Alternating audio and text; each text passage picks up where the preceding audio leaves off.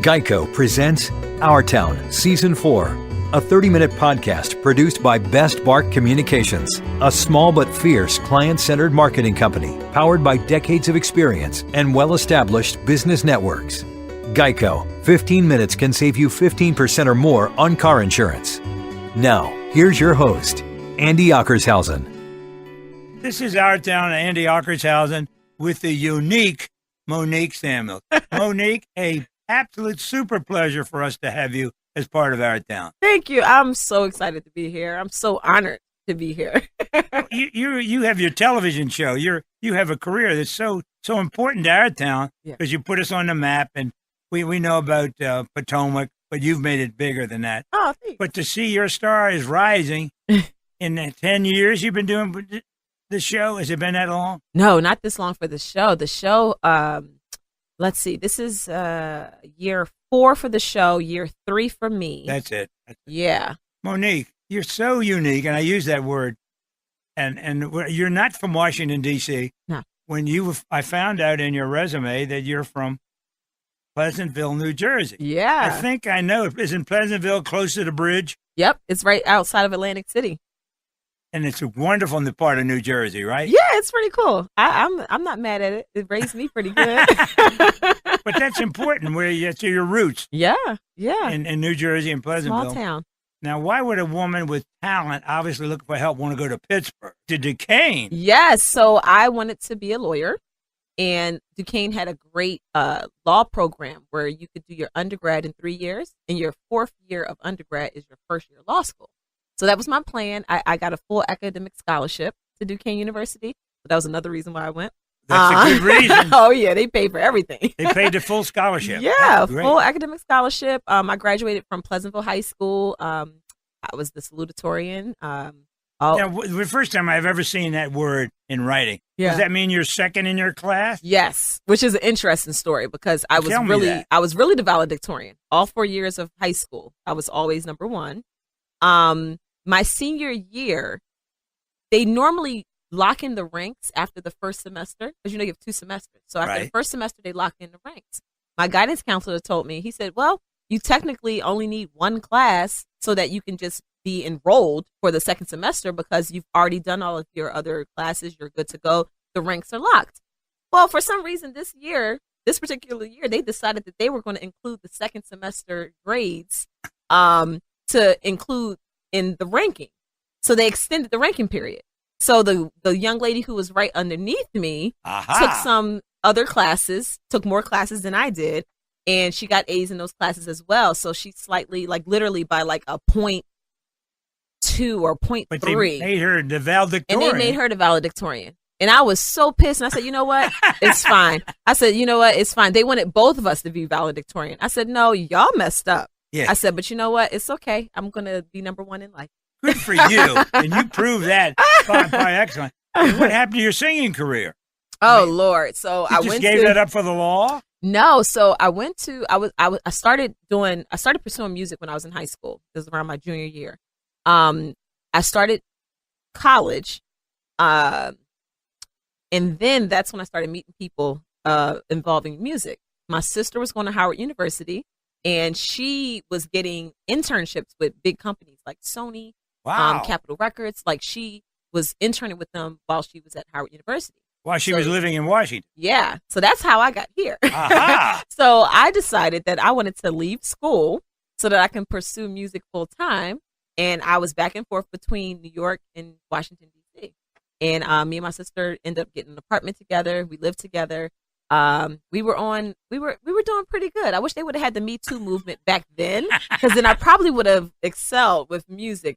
Because a lot of the reason why I stopped pursuing is because it's like a male dominated industry, and there was a lot of sexism going on. I was just like, I cannot. So I had to let that one go. That was the industry, not you. Yeah, the industry. Yeah. And I wasn't going to do what some other people may have done to get put on. And I was just like, you know what? It's just not for me. And to this day, my husband messes with me. He was like, well, I guess all of the guys that had no name that you slept with, you could have just slept with somebody that was a producer or something and got put on. There's no business like show business, right? Right. I'm like, no. Because then that would be the story of my life once I excel and I'm big time, then everybody would start talking about who I slept with to get there. And I was like, that is not going to be my story. No way. That's what happened in the music industry at one time. I know that. Oh, gosh. It's happened in showbiz, almost everything. Everywhere. Very, very prevalent. Oh, but yeah. You came, because of your sister being in school at Howard, it induced you to come to Washington. Yes.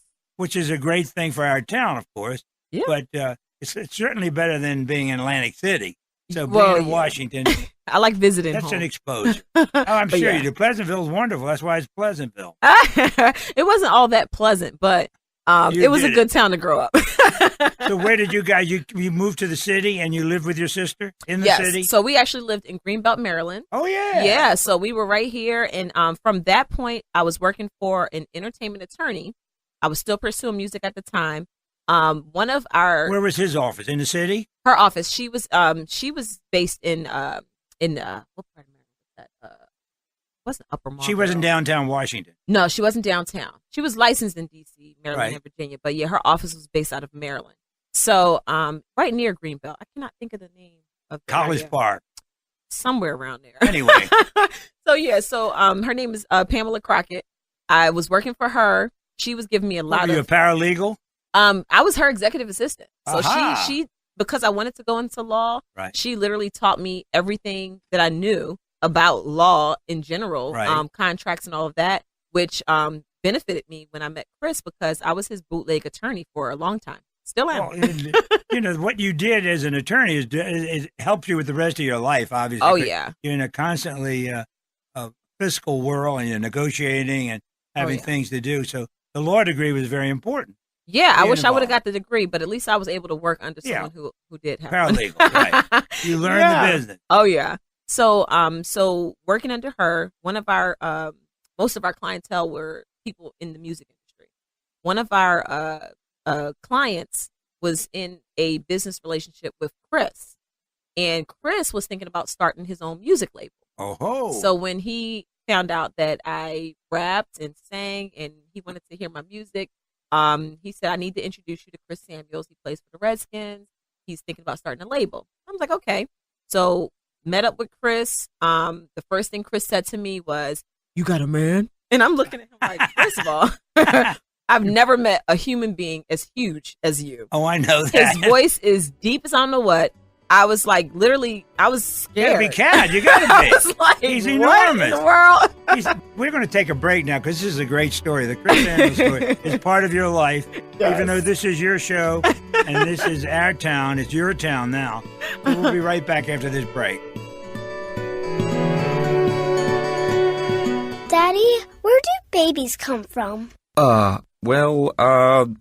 Mommy went to the store. Oh, well, you see, there's a mommy and a daddy, right? Right. And see, when they call Geico, they could save a bunch of money on car insurance. Oh, really? And that makes them happy? Yes, that makes them very happy. That's good. Yeah. Well, I'm glad we could have this talk, Sunshine. Geico, because saving 15% or more on car insurance is always a great answer. This is Sonny Jorgensen. Got a confession to make. I let my wife drag me to one of those Mike Collins estate planning seminars. Like I don't have enough on my plate with a certain football team. Actually, it wasn't too bad. In fact, we both learned a whole lot about how to protect our kids and grandkids down the road and to take care of ourselves right now. So if you get one of Mike's invitations in the mail, go. I'm glad I did. Get all the information and register online at MikeCollins.com. That's MikeCollins.com. You're listening to Our Town with Andy Ockershausen. Brought to you by Best Bark Communications. This is Andy Ockershausen and Our Town and a conversation with a gorgeous, fabulous young lady who is so important to our town. The star of, to me, the star of the Housewives, the real Housewives of Potomac. But she married one of the real non-housemen of Alabama. Yeah. How you met him is a great story. As I told you, I had met Chris when he was a rookie here, his first year, and he was a gentle giant and one of the nicest people and still is. And you're very fortunate to have him. Thank you. I am. He is definitely an excellent man. Close to perfect. He thinks he's perfect. He really does. But no, he really is he's a good husband. He's a good father. He's a good provider. I'm definitely blessed to have him. So I met Chris when I was 19 years old. Wow. I was 19. He was 25. He was thinking about pursuing this music label. So we meet on business. Was he going to record himself? Yeah. He's going to be an artist? He actually knows how to rap. Okay. Yeah, he does. He can freestyle and everything. He's pretty talented. He just has to learn how to control that voice of his. Whoa. It's like a subwoofer, you know? Alabama. Yes. But was he doing this when he was in school, when he was growing up in Alabama doing the rap? I don't think so. I think it was more so when he got into the league. He had a few friends that were wanting to explore music, and he loved it. And he started freestyling. He never knew how to write music. I was more of a writer. I'd say so. Yeah. So you brought a lot of talent to the relationship then. Not only did you have the legal thing, but you could write. Oh, yeah. You can't be around Chris and just not do anything. Right, I understand he is definitely going to make sure he. But you're the star. Remember that, Monique. As I tell him, his star has faded, and yours is on the rise. Well, thanks to his stardom, he was able to give me he gave you a good kick to start, right? He did. I don't think anybody would have been interested in me on Housewives of Potomac if it wasn't for Chris. You know, being that he was this former athlete who had this amazing career, and then he's such a good man, and then he's super laid back. His whole personality is just like perfect for TV. Yeah, he's just, I hate to say it because it's so true. He's a sweetheart. He really is. He is. And he gets along with everybody, but he's been great for our town. And to find you and to help you get into your world has been a great thing for you, correct? Oh, absolutely. I think we balance each other very well. Oh, yeah. You know, he pays the bills, and I make sure they get paid. He makes sure the money's in the account, and I make sure everything gets handled. He's in the big bucks now as retirement anyway, because I hope that lawsuit pays off for some of those guys, you know? Yeah, and Chris has been fortunate where he hasn't had many concussions, but we always look for signs. Absolutely. He's super forgetful. So I'm like, dude, you need to go get your brain checked and just make sure you're good. But if I'm not mistaken, Chris told me one of the reasons at the time he was very young to retire. He was only 10 years in the league. Yeah.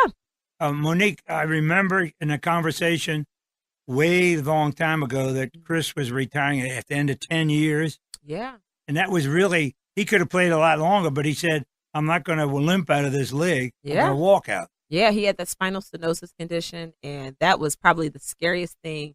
It totally changed my whole enjoyment of football, because then you get to see the real serious side of it. And when you see a man that is, at that time, he was 300 and probably 15 pounds, 6'6", huge guy, lose all power. He got hit in a way where it triggered paralysis. Right. Essentially. He would have been a cripple. Oh my God. And it's so high up. It's in his like C2 and C3 vertebrae, somewhere like very high up, where if he took a really bad hit, it could literally kill him, or it could paralyze him, because his brain will not be able to tell his lungs and his heart to do what they're supposed to do. Lost all control. Yeah. Well, you were married at the time. No, at this time we were still dating. Oh, wow. Yeah, Chris and we dated for 6.5 years before we got married. Before he convinced you, obviously. Oh my God, he begged and begged, and I told him no. No, Chris was not. When I first met him, he was not the marrying type. He did not want to be married, and coincidentally, my parents had just went through a divorce. So when he asked me, they must have been young too. Your parents. Yeah, they started pretty young. They started really young. My mom was 18, going on 19 when she had me, and my older sister, she was, she's a year and a half older than me. But yeah, when Chris, he at the point where he experienced that at that point in time, he got the X-rays, and he had a tear. He had 2 tears on his spinal cord. So we were like, he's on a bubble then, right? Yeah. Oh, that's terrible. Very scary. So it was like, he could have a surgery and it could possibly prevent him from having another episode, but who wants to take that chance, So yeah, we were together, 6.5 years, and we got married, which was after he retired. Life completely changed for us because we then moved to Alabama, which he told me he would never do for a while. Yeah, so we were in his hometown for 4 years. I didn't know that. Yeah. Then he came back as an assistant here or something, did he not? He started the assistant job here first, and then the next year he felt like he had to like prove himself outside of the Redskins, you know. Right. So we went to Mobile, Alabama for a year, and then Coach Saban saw what he was doing with the high school team he was working with, and Coach Saban offered him a job with the University of Alabama, which is where the coaching staff. Yeah, well-paid job, I'm sure. Yeah, and we were there for 3 years. And were you into any other venture? Were you weren't singing? You weren't lawyering? No. So at that time, while Chris and I was dating, I was doing real estate. So I transferred from being an executive assistant to being a real estate appraiser. Uh-huh. So I did that for some years. Monique, what a background. Oh, let me tell you, I've worked all my life. I know how to hustle. I'm always going to make sure that I have money in my pocket. Never going to sit around. I can never. Like, even with me being pregnant right now, this far along, it's hard to keep me to sit still. This is your third pregnancy? My fourth pregnancy, but the third this far along. So we had a miscarriage last year. So yeah, we're moving forward, and that's great. Nonstop. You got almost three wonderful children. Yes, thank you. And coming back from Alabama, did he go to a high school job when he first came back? Yes. I know you all were living in Virginia or someplace. Yeah, right? We were living in Vienna, Virginia, and he was coaching at Churchill High School for 2 years. Right. I'm sorry, not Churchill. He was at Osborne High School for 2 years. Now he's at Churchill. This is his second year. But Churchill's in Virginia. No, Churchill's in Maryland, in Potomac. Oh, I beg your pardon. I'm thinking something else. That's right. Osborne's in Virginia, in Manassas. Well, that's it. Yeah. So, but this thing in high school now has changed both of your lives. It's given you more time with Chris and given him more time with his family. Oh, it's not as intense as college or pros, right? Oh, it's exactly what we needed. When he coached in the college level, I barely saw him. Me and my son, we would like never see him. Yeah, that was a full-time job. Oh, right? Yeah, definitely. Those guys work around the clock. Oh my goodness, it's insane. Now it is. He's then with the high schools and with the kids. And where do you come into this family? You're not going to sit still. What are you doing while he's coaching? Well, while he was coaching, I was traveling back and forth, taking care of all of the properties. So for years, I've been Chris's business manager. Yeah. So I handle everything, his calendar, and pretty much like his personal assistant / property manager / accountant / like everything. You're in charge of money too. Yeah, well, look, I'm like, whatever I have to do to make sure he's good, automatically I'm gonna be good. What a career for you to have all this opportunity all the time, and I've had all the experience. Hustling. Yeah, all the experience from just being on, just life experience taught me a lot. But you are a real housewife. Now that's something that we're going to talk about. But being a coach's wife gives you a lot of opportunity and time. But then it got you involved with charity work. Oh yeah. Was that through his coaching or through your involvement in the community? Well, I've always been involved. Even before I met Chris, I've done charitable work since I was like a little girl in church. Growing up, my grandmother would always learn from good people. Oh yeah, we would always have donation drives. I was that kid out front of the store that we shopped at back then. We either had ShopRite or Pathmark. And I was that kid selling candy out front of those stores, raising money. And a little table. Yeah. Had my little table set up, sit behind and nobody would turn me down. I'm a good saleswoman now. What a life. What a career for you. Yes, always hustling. You found at an early age, the more you give, the more you get back. Definitely. And if to find that out is godsend, your grandmother taught you that. Yes, yeah. My grandma, I actually just talked to her yesterday, too. Her birthday was yesterday. She's 75 and doing still great. Young and doing awesome. And you're doing great for what she taught you. Yeah. Made you a much, much more well-varied person in your career, correct? Absolutely. By giving. Absolutely. I noticed the list of your charities, and they're so special. You kept this up even after you were successful. Oh, definitely. You've always been successful. I just feel like anytime you get to a new level, your job is to help other people. Like that's just my mindset. Yeah, you got to. Yeah. Well, we're going to come back. We're going to take another break here.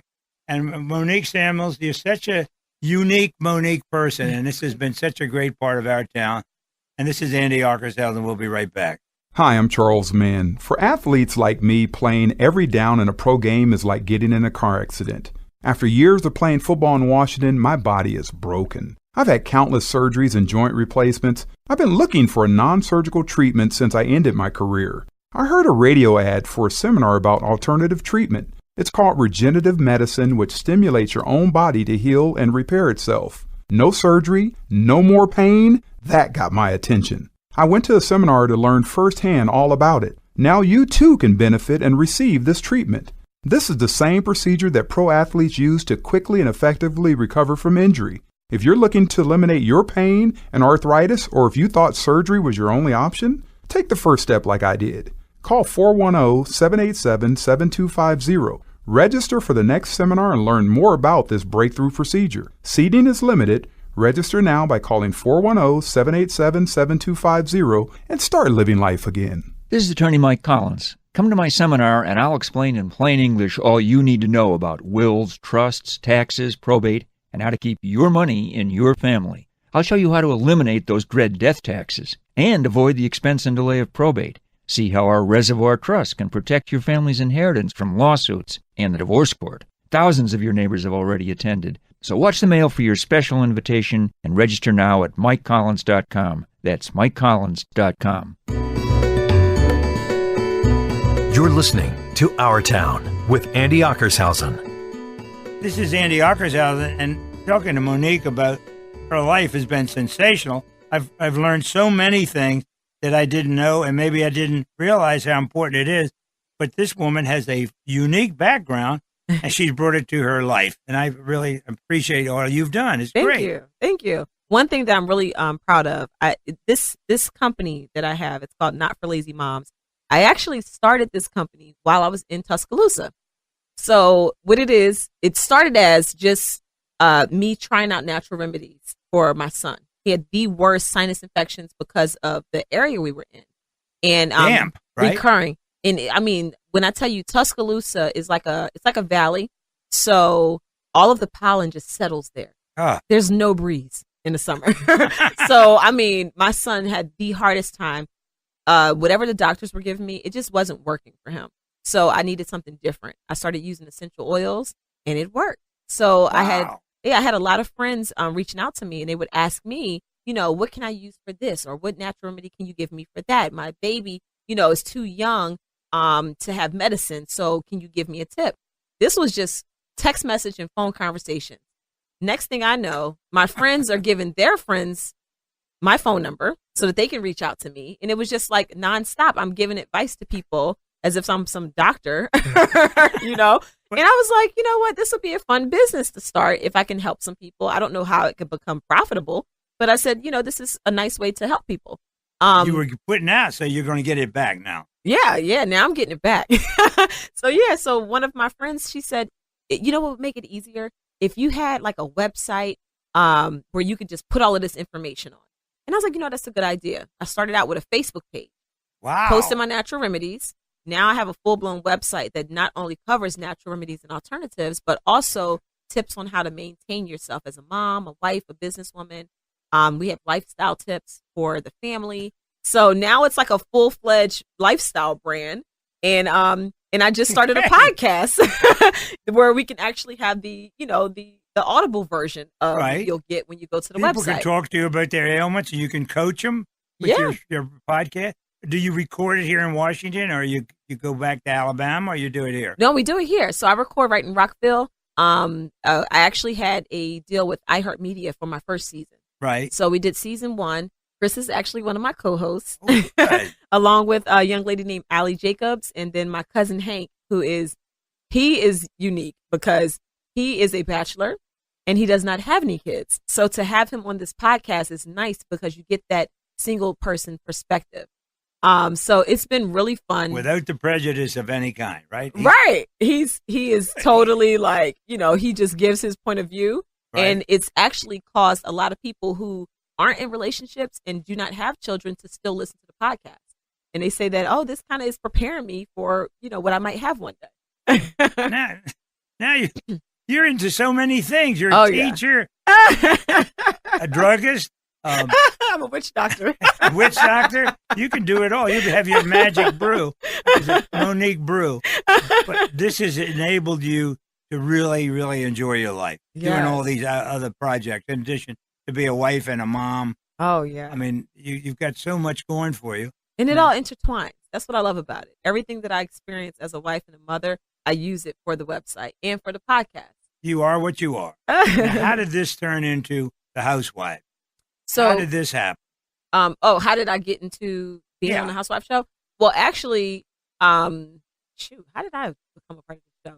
Chris and I were looking to move from Vienna to the Potomac area, and we were approached. And you're crossing the river.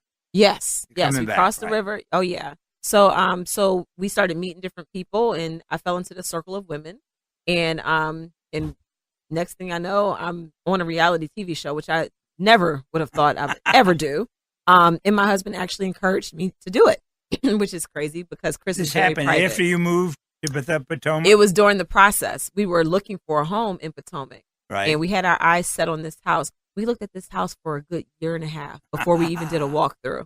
We really loved it. And then once we actually finally did the walkthrough, we were like, this is it. We got to have it. Yes, this is the house where we want to raise our kids. Was somebody living in it at the time, of course? Yes. We brought it from a young lady named Judy, who actually I still talk to this day. She's a wonderful woman. You're living in her house. That's wonderful. Look, hey, she did an excellent job. But somebody in the cast of the show or somebody watching the show said, this woman should be on it because she's a real housewife. Right, yeah. One of a few of the housewives actually live nearby. So it was a natural transition for us. So. What, do you have 5 or 6 of them now, or? I'm the 6th one. So yeah, it's 6 of us. Well, actually, yeah, it's 6 of us total. Yeah. Well, does this take a lot of your time? Oh yeah. Sure, it does. Just this, what we're doing here is taking all these people a lot of time. Oh yeah, we film for 4 months out of the year. But even besides that, we still have other obligations to do press and sometimes we have to do pickup scenes, and it's pretty much year round. I was told it was 4 months, so they got me real good. It's nonstop, well, and it's a lot of work. People think that you just it's just a reality show. They're just filming your life, but it's mentally draining at times. I bet. And then having young kids, I'm the only one on the cast who has young kids. And the others have children, but you got baby. Oh yeah, you got a new one coming. Oh Lord, I can't wait for somebody else to have a baby on this cast. Like seriously, something to talk about. I can't be the only one.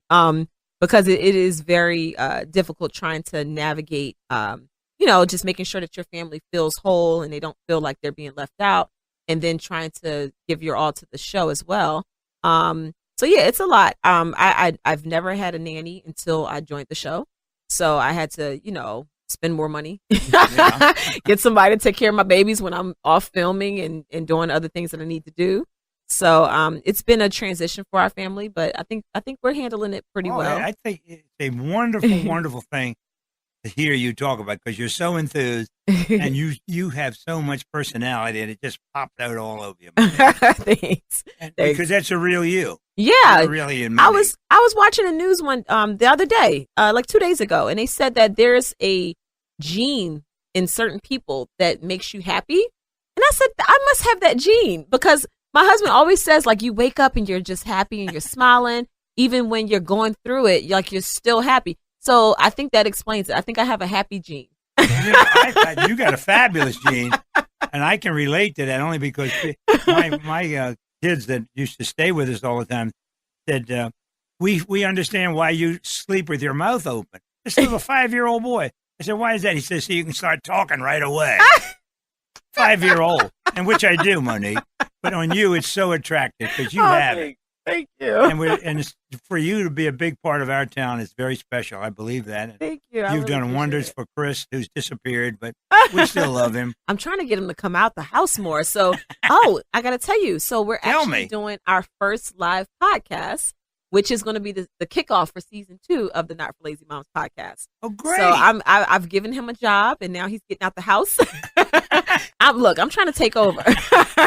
You do everything to a fairly well. Oh, I don't do half-assed. You do it. Oh, I do it full-fledged. Oh yeah, yeah. And it's great for your family, and I'm sure that they're very proud of you in Pleasantville. Oh, I can't wait to go home and just see, what people have to say. I'm gonna have to do a podcast at home in Atlantic City one day. You got to. That'll be fun. The reason why I wanted to go into podcasting is because I really enjoy talking, and and it's literally like the audible version of Not for Lazy Moms.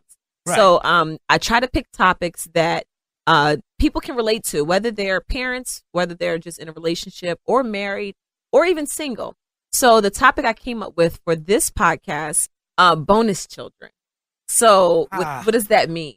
When Chris and I first started dating, we both knew that we were the type of people where we probably wouldn't be in a serious relationship with someone who already had kids. That was just our preference. Mm-hmm. So Chris, his whole take on it is hilarious. So I can't wait for people to hear his reasons of why he did not want to have kids before he got married. Right. And being that he's an athlete, it's pretty common for a lot of the guys to have, a lot of baby mamas. So he kind of learned that. He didn't, and he learned from watching others, and that just was not for him. Was his upbringing in a small town in Alabama or a major city? It was a major city. He actually grew up in Mobile. Oh, okay. So he's not a farmer or anything like that. No. Okay. Although I thought when I first went to Mobile, I thought that it was. I thought I was going to see cows crossing the street, and it's nothing like that. It's actually a pretty big city. Oh, Mobile. Major city. Yeah. So we're going to cover topics like that and give our perspective of it. And then I actually have some of my friends coming as well who are going to talk about their experience with bonus children, meaning people who they dated or marrying into situations where children already exist. So that's a bonus to inherit children, right? When you get married. Yeah, it's a bonus. You have an instant family, and it's like, what challenges do you go through, and how do you overcome them? In this day and age, a lot of people have relationships where either they've gotten divorced and now they have kids and they want to move on and start dating again, or they're young and they might meet somebody who has, a toddler, and they want to figure out, like, how do I, navigate this and still maintain a great relationship with the person I'm dating, but also make sure that I'm at peace with the biological mom or dad. So we have Fred Smoot coming as our guest, which we all know he is hilarious. He's been on our town. I couldn't shut him up. Oh my God. Oh yeah. Me and Fred get together and we like to talk. He actually did a show with me before. So he's one of the sweetest people in the world too. He's really a nice guy. He is. He is. He has a good heart. And he has a lot of good stories when it comes to bonus children. Not as good as yours. Oh, good. I can't wait to hear him. So I have another friend of mine, Karen Huger. She actually has 2 children. Her first son, he was 6 years old when she married her now husband, Ray. And she has mastered the art of this transition, going from being a single mom to being married and having an instant family. And I told her I can't wait to hear what advice she can give people, because there's times where I forget that her oldest son is not biologically her husband's. So whatever they did, they need to share it. Right. They need to share they it. Did it. And that's yeah. Great. Yeah. And then I have another friend. Her name is Candace. She just recently got married. She now has 3 bonus children, and she also grew up as a bonus child. So she has really got a story. She has a very unique perspective. So we're going to love to hear what she has to say. And she's going to share some of the struggles and some of the, successes that she's had, given that she just was married like a few months ago. Yep. And then another guest I'm going to have, Ashley Darby. Her and her husband are almost 30 years in age. Their age difference is like 30 years. So she actually has bonus children who are almost her age. So I thought that would be kind of unique. That is very, very unique. Yeah. Well, I have to say it, I guess, because Janice is a lot younger, obviously, but age is only a number. Yeah, it is. And if you can forget that, you can go on with life. Oh, yeah. And offer a lot, young as well as old. Oh, yeah, definitely. And you can definitely tell with Ashley and her husband, they have mastered it. They don't care what anybody else thinks. And, they're a great couple. So, yeah, I'm really excited. And you got uniqueness coming. Monique is unique, and you got guests that are unique. Oh, yeah. We're just trying to make it something that everyone can relate to. This is incredible to put these things together. Yeah. And the great part about your podcast, it'll always be there. And people may not hear it the first time, but they'll hear about it, and they'll listen to hear the things that interest them, like age difference and number of children and so forth. So you got a living legend here. Thank you. Yeah, we're excited, and I just feel like it's going to take off, and I really look forward to, doing some tours and, just taking it to the next level. The star is real born. She's been born already. You're reborn. That's great. Thank you. And we certainly look forward to all your many successes in the future. You're the star for me, you're the star of your own show. It's been great having you on our town. give our love to Chris, and please keep listening. Whatever you can do to help us, we want to do. And whatever we can do to help you, we're here for you. Thank you so much. This is Our Town. This is Andy Ockershausen, and thank you for listening.